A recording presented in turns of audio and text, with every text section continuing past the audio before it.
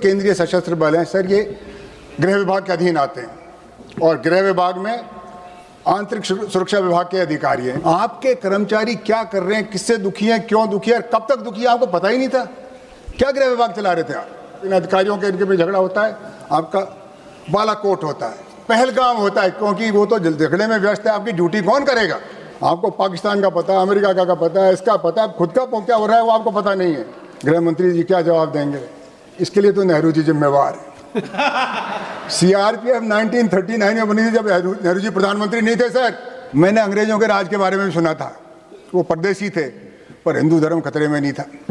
मुगलों के राज के बारे में भी सुना है, हिंदू धर्म खतरे में नहीं। अब कैसा हिंदू धर्म का राज है कि हिंदू धर्म खतरे में पड़ गया? आपने कपड़े नहीं बदले, बदला क्या? सुरक्षा तो बिगाड़ दी। श्री हरीश मीणा, आप तो आईपीएस अफसर है ना? हाँ बिल्कुल है सर। सर मैं सदन का सदस्य हूँ सर। अक्टूबर 2025 को सुप्रीम कोर्ट का एक फैसला आया और उसमें केंद्र सरकार को निर्देश दिए कि जो आपके कर्मचारी हैं, सेवानिवृत्त कर्मचारी, उनको न्याय दीजिए। मुद्दा सेवानिवृत्त कर्मचारियों के और केंद्र सरकार के बीच में था। वो कब गए कोर्ट में? जब उनको विभाग में न्याय नहीं मिला। न्याय देना विभाग का काम था। वो आपसे पीड़ित होकर उन्होंने कोर्ट की शरण ली और सुप्रीम कोर्ट में एक दिन में फैसला नहीं हुआ सर। आप इतने दिन से सरकार में, ये महीनों सालों साल ये केस चलता रहा, आपने उनको बुलाया ही नहीं। सुनते उनकी क्या पीड़ा है। आपका कर्मचारी आपके खिलाफ कोर्ट में जा रहा है, वो आपके पास क्यों नहीं आया? और आया तो आपने उसका सुना क्यों नहीं?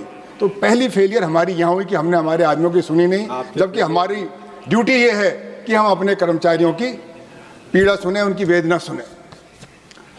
वो गए सरकार के खिलाफ और फैसला आप कुछ ने कुछ और कर दिया।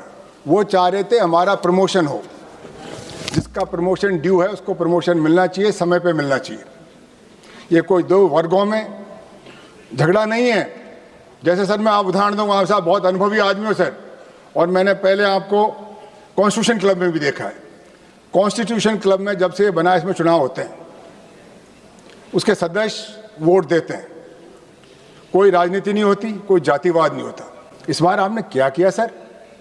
आप ही की पार्टी के दो आदमी लड़ा दिए और जातियों के आधार पर वोट डाल दिए। फूट डालो, राज करो। सर मैं माहौल बता रहा हूं सर, मैं माहौल बता रहा हूं सर। आप अजय नहीं, जगदापाल जी ये खुद आईपीएस अफसर हैं, बोले। क्या होता है, ये अधिकारी और कर्मचारी लड़ेंगे तो कार्यकुशलता जाएगी, ये कार्य, इनका मन कार्य में लगेगा नहीं और कहीं न कहीं नुकसान होगा विभाग को, और विभाग को नुकसान होगा तो देश को होगा। ये जो केंद्रीय सशस्त्र बल हैं सर, ये गृह विभाग के अधीन आते हैं और गृह विभाग में आंतरिक सुरक्षा विभाग के अधिकारी हैं। इनके आईएस डिवीजन है सर, इंटरनल सिक्योरिटी डिवीजन, उसके सचिव होते हैं इनके यहाँ। उनको ये पता नहीं था कि इनके अधिकारी और कर्मचारी लड़ रहे हैं सुप्रीम कोर्ट में। इन्होंने बताया नहीं सरकार को, इनकी ड्यूटी नहीं थी ये बताना। आपके कर्मचारी क्या कर रहे हैं, किससे दुखी हैं, क्यों दुखी है, कब तक दुखी है, आपको पता ही नहीं था।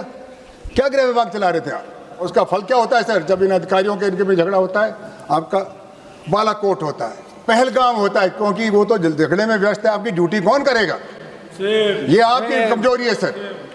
मैं इसलिए कह रहा हूँ, देश की सुरक्षा का मसला है और देश जब आंतरिक रूप से सुरक्षित नहीं है तो बताइए यहाँ का नागरिक कैसे सुरक्षित होगा? मुझे वो दिन भी याद है सर, कुछ दिन से एक बात बताऊं, कभी सदन के अंदर स्पीकर के वक्तव्यों पर सवाल नहीं उठाते? नहीं आपने विश्वास के सर, नहीं, मैं ये नहीं कह रहा हूँ सर, मैं कह रहा हूँ सुरक्षा की बात, मैं सुरक्षा की बात कह रहा हूँ सर, मैं कह रहा हूँ सुरक्षा की बात। मैं किसी भी अजय नाम नहीं लेता सर। हमारे देश में हर नागरिक सुरक्षित होना चाहिए, हर नागरिक, और सुरक्षा प्रदान करना सरकार की जिम्मेवारी है। अनुराग जी के समझ में नहीं आ रही, मैं इनसे अलग से समझा दूंगा कि ये 2026 है सर। मैं सर 50 साल हो गए मुझे इस सेवा में रहते हुए। 76 में आईपीएस में आया था और 26 में आपके साथ लगातार यही काम कर रहा हूँ। अनुराग जी एक दिन भी एक्स नहीं हुआ। मैं आंतरिक सुरक्षा विभाग में भी काम किया है सर, इस सीआरपीएफ में भी काम किया है। मैं आईजी पर्स था जो इसको डील करता था इस विषय में। सर आंतरिक विषय में बोलने दीजिए ना, आंतरिक सुरक्षा पे आप क्यों पीड़ित हो रहे हैं सर? इसमें आपका नाम नहीं आएगा सर। ये आंतरिक सुरक्षा का विषय है। मैंने एक देश के नागरिक के रूप में देखा इसको।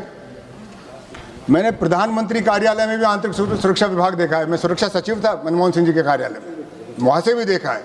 मैं सीआरपीएफ में भी था, इसी विभाग को डील करता था, और मैं पुलिस में डीजी भी रहा हूँ और इस सदन का सदस्य हूँ। मेरे अनुभव के आधार पर बोल रहा हूँ, मैं किसी पर आरोप नहीं लगा रहा हूँ। मैं मेरे 50 साल के अनुभव पे कह रहा हूँ कि इसमें सुधार की आवश्यकता है। उसमें किसको आपत्ति है? अगर हमारा सुधार, आंतरिक सुरक्षा ठीक होती, अगर संवेदनशीलता होती, तो शायद ये पहलगाम और ये पुलवामा नहीं होता। हम जवाबदेही तय करते, किसकी गलती थी इसमें, किसकी चूक थी और क्यों हुई। मुझे बताइए, आपने एक भी आदमी के खिलाफ कार्रवाई करी? इतनी गंभीर घटना हो गई।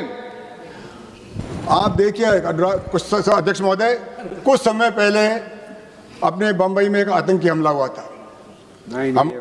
हमारे संवेदनशील तत्कालीन गृह मंत्री शिवराज पाटिल साहब थे, इस्तीफा दे दिया। महाराष्ट्र के मुख्यमंत्री थे, उन्होंने इस्तीफा दिया नैतिक जिम्मेवारी लेते हुए। पुलवामा में, बालाकोट में किसने ली जिम्मेवारी? मैं इसलिए कह रहा हूं, मैं किसी के आरोप नहीं लगा रहा हूं, जो हुआ जो आपको बता रहा हूं। चलो आपने कपड़े नहीं बदले, बदला क्या? सुरक्षा तो बिगाड़ दी। माननीय सुप्रीम कोर्ट का एक आदेश था जो अक्टूबर 2025 में आया, केंद्रीय सशस्त्र पुलिस बल 2026 आप लेके आए हैं।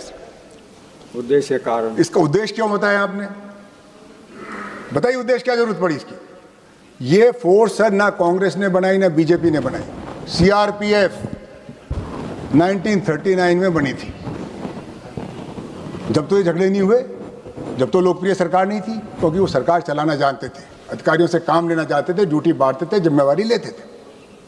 और ये असम राइफल सर, ये तो कौन सी 1800 और कुछ साल की बनी हुई है, जब भी चल रही थी। आज क्या हो गया? हम इस पर चर्चा करें कि एक क्या नौबत आ गई कि हमारे जवान, हमारी व्यवस्था को हम नहीं चला पा रहे। और जो गलत है गलत कहें, सही को सही कहें। दिक्कत क्या है? सुरक्षा में चूक हुई है। उसके कारण ये है कि आपके अधिकारियों का और कर्मचारियों का सुरक्षा में मन ही नहीं है, वो तो मुकदमे लड़ रहे हैं एक दूसरे के खिलाफ। जो एक दूसरे के घर में मुकदमे लड़ेंगे, वो घर कैसे चलेगा सर? ये है हमारा चिंता का विषय। मैंने अंग्रेजों के राज के बारे में भी सुना था, वो परदेशी थे पर हिंदू धर्म खतरे में नहीं था। मुगलों के राज के बारे में भी सुना है, हिंदू धर्म खतरे में नहीं। अब कैसा हिंदू धर्म का राज है कि हिंदू धर्म खतरे में पड़ गया? मुझे बताइए, कौन कर रहा है इसको खतरे? कैसी सुरक्षा आपकी बताइए? वो परदेशी लोग थे, यहाँ के नहीं थे जब हम सुरक्षित थे। हरीश जी, इस बात पर धर्मेंद्र जी बड़े खुश हो रहे हैं। नहीं सर, सर मैं तो बिल पे बोल रहा हूँ सर, आंतरिक सुरक्षा पे सर। मैं कुछ नहीं बोल रहा हूँ सर। पटेल भाई, मैं किसी को कुछ नहीं कह रहा हूँ सर। इस देश में, ये देश हमारा है, ये सेना सबकी है। इसमें गजेटेड ऑफिसर भी होंगे, नॉन गजेटेड भी होंगे, सिपाही भी होगा, हेड कांस्टेबल भी होगा, एएसआई भी होगा, इंस्पेक्टर, सब इंस्पेक्टर, जो भी डीजी सब होंगे। सबकी ड्यूटी है और उनसे सबसे काम लेना सरकार का काम है। सबको काम में। मैं तो अर्जुन जी आपके भी पक्ष में हूँ। आप जहाँ भी हो मेरे हो। अगर हम असुरक्षित होंगे, ये देश असुरक्षित होगा, इस देश में सुरक्षित कौन होगा? सेवा प्रदान करने वाले असुरक्षित है, वो कोर्ट में जा रहे हैं, उनके अधिकार सुरक्षित नहीं है। तो किसके अधिकार सुरक्षित है? ये सेना किसके लिए है? ये सदन किसके लिए है? सेवाएं किसके लिए? ये देश के लिए, और देश को चलाने वाले जिसमें पक्ष और विपक्ष दोनों हैं, हम सब मिलकर काम करें। इसीलिए मैं आपसे अनुरोध कर रहा हूँ गृह मंत्री महोदय कि इसको जेपीसी को दें, सबकी राय लें। आप बिल लाए, 2 घंटे बाद पास कर दोगे, चर्चा कहाँ हुई? 2 दिन पहले आते, कागज आटते, पढ़ते, लिखते, आपको अपनी राय देते। होना तो सदन को ही पास करना है। ऐसी क्या जल्दी पड़ रही है आपको कि आज के आज ही इसको पेश करोगे, आज ही पास करोगे? क्या हो रहा है? जनमत जानो, जनमत जानिए, लोगों की राय लीजिए, देंगे आपको राय। सर्विंग ऑफिसर भी देंगे, रिटायर्ड भी देंगे, कहीं भी सर।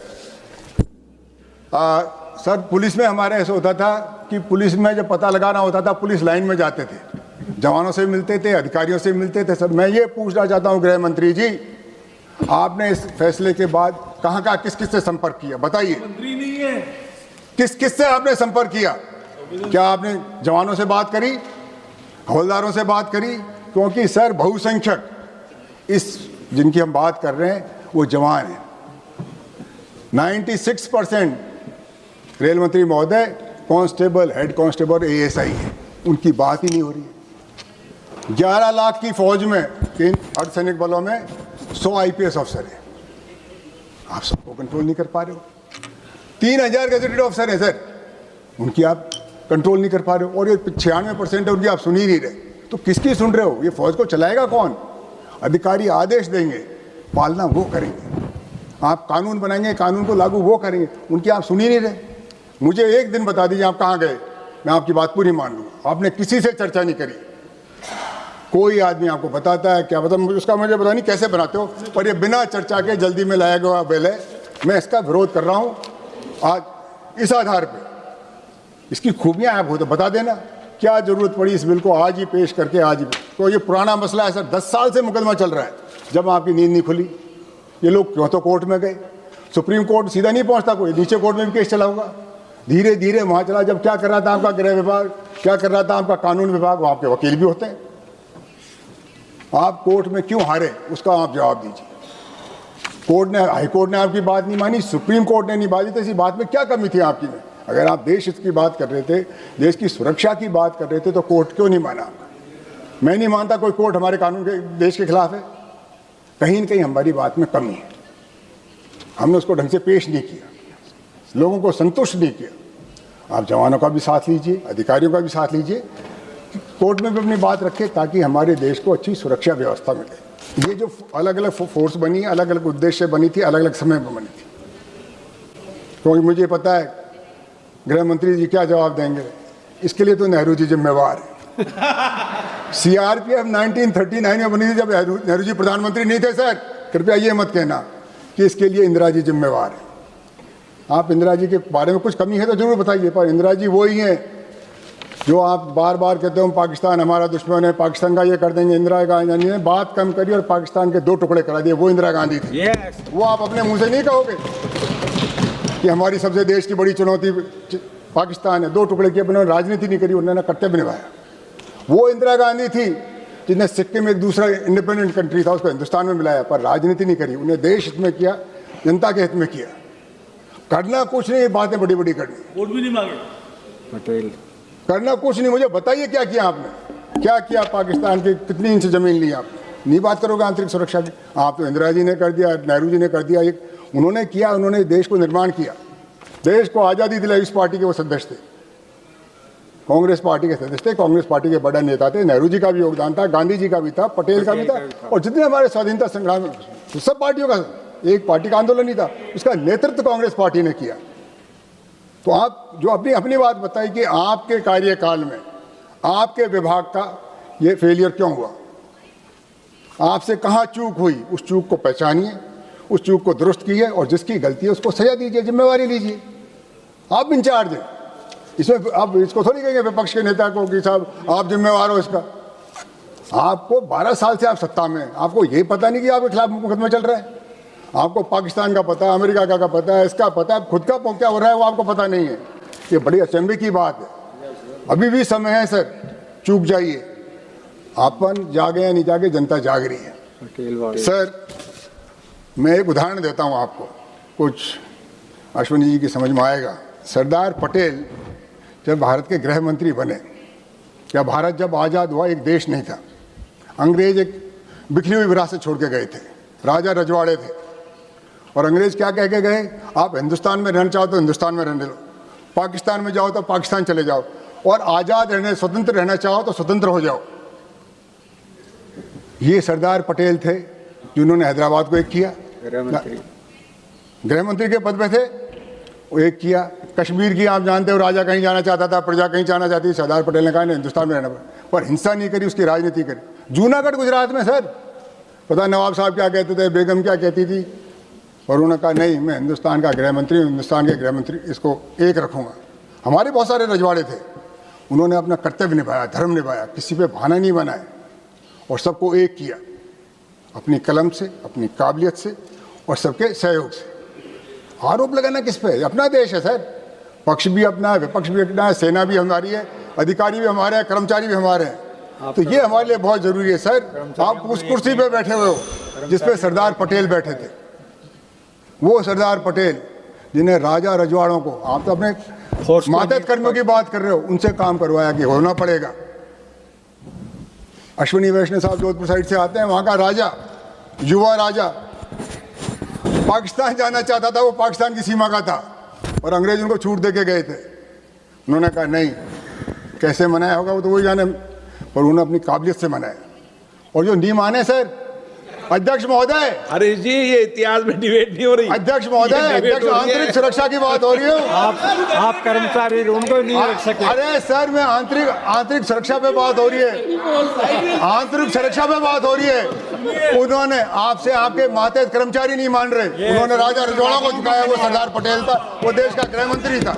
ये है बात, इस बिल पे बात हो रही है ना, बिल पे बात करेंगे। सब बिल पे ही तो बात कर रहा हूँ। आंतरिक सुरक्षा की, बिखरे हुए देश को एक किया, आंतरिक सुरक्षित किया, सरदार पटेल ने किया, वो भारत के गृह मंत्री, वो भी गुजरात से थे, आप भी गुजरात से हो, आप भी गृह मंत्री हो, सब कुछ आप ही हो, सत्ता भी आपके, पर आप तो सर्वशक्तिमान हो सर। आपको डर किस बात का? आपको चैलेंज कौन करेगा? शिवसेना भी आपके साथ है, एनसीपी भी आपके साथ है, जो देखो कौन है आपके विरोध में? ये कुछ लोग हैं, हम लोग यहाँ बैठे, पर हम राजनीतिक विरोधी हैं सर, देश के हित में हम भी आपके साथ हैं।